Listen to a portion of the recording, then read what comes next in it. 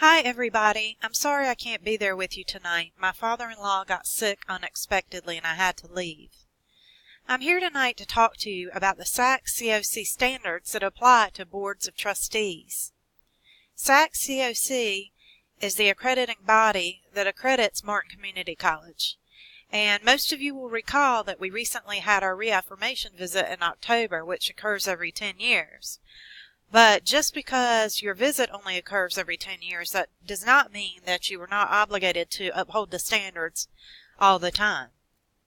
So, before you do your board self-evaluation tonight, I just wanted to kind of run through the standards.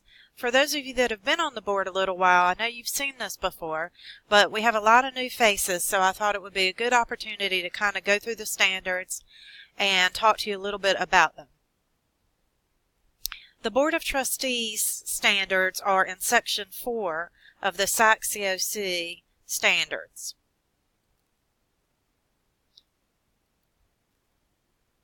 The institution's governing board holds in trust the fundamental autonomy and ultimate well-being of the institution.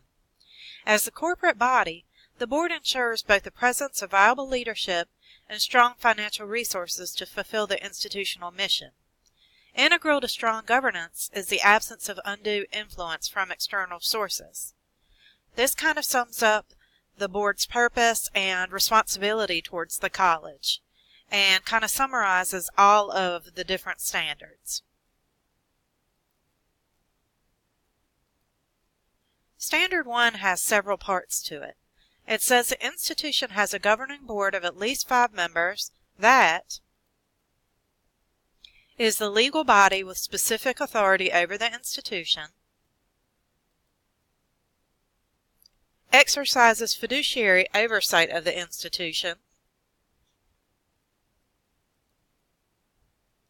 ensures that both the presiding officer of the board and a majority of other voting members of the board are free of any contractual, employment, personal, or familial financial interest in the institution.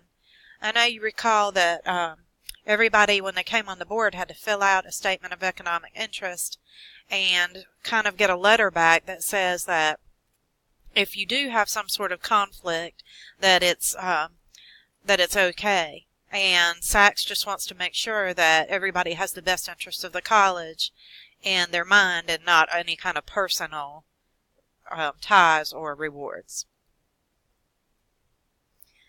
The board cannot be controlled by a minority of board members or by organizations or institutions separate from it. And the board cannot be presided over by the president of the college.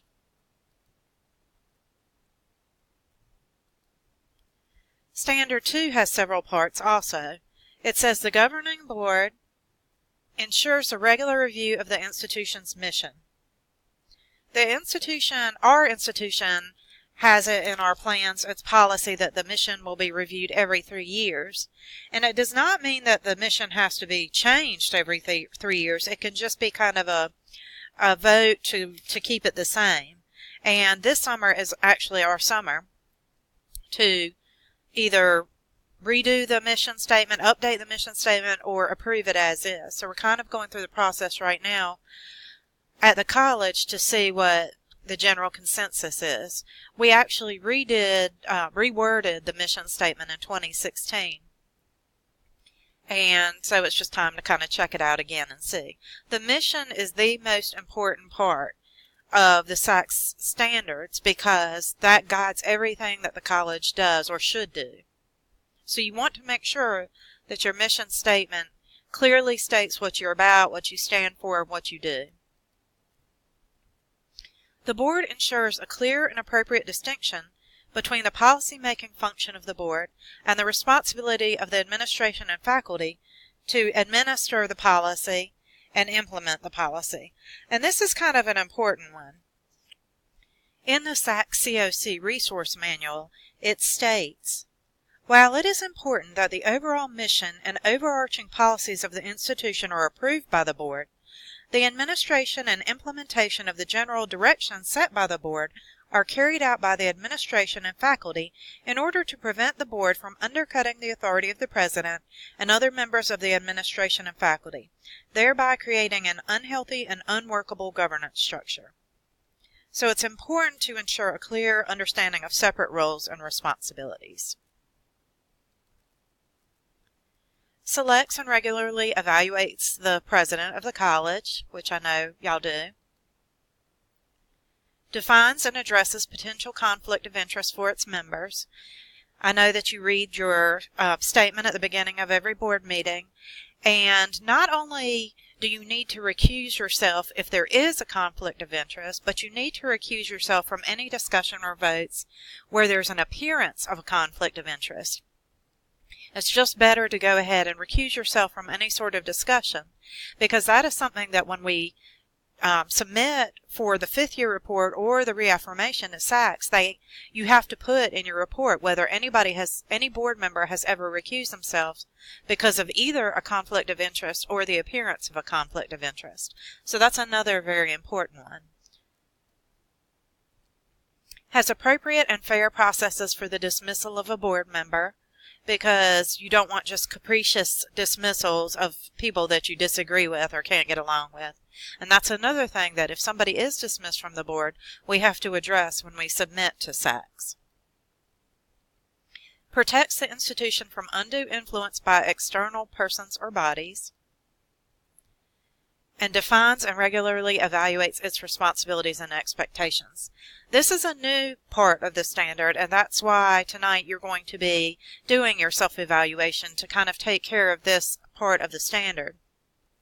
The expectation is that you will do an evaluation together as a whole board to see where you stand on these SACS COC standards. And last but not least, Standard 3.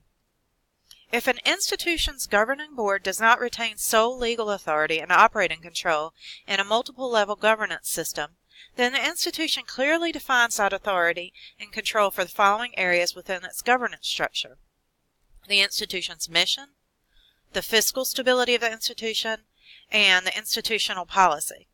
And this is talking about the system office, how North Carolina has a system for the community college. Some states are not structured the same way, but North Carolina is.